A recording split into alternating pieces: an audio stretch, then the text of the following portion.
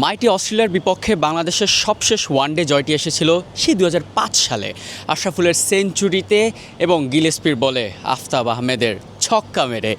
কিন্তু এরপর থেকে অস্ট্রেলিয়াকে ওয়ানডেতে আর হারাতে পারেনি টাইগাররা। এবার টাইগারদের সামনে ঘরের মাঠে সেই সুযোগটি আবার এসেছে।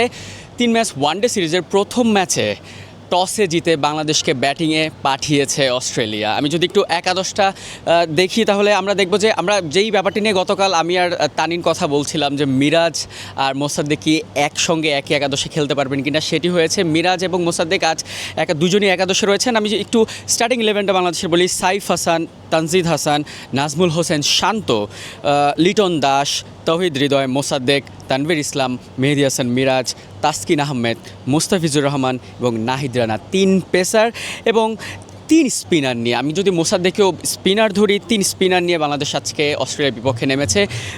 দুর্দান্ত বোলিং সাইড বলা যায়। আমি অস্ট্রেলিয়ার স্কোয়াডটা যদি একটু একাদশটা যদি একটু জানাই: Matthew Short, Josh English, Cooper Connolly, Marnus Labuschagne, Alex Carey, Cameron Green, Matt Renshaw, Liam Scott, Adam Zampa, Nathan Ellis, Xavier Bartlett.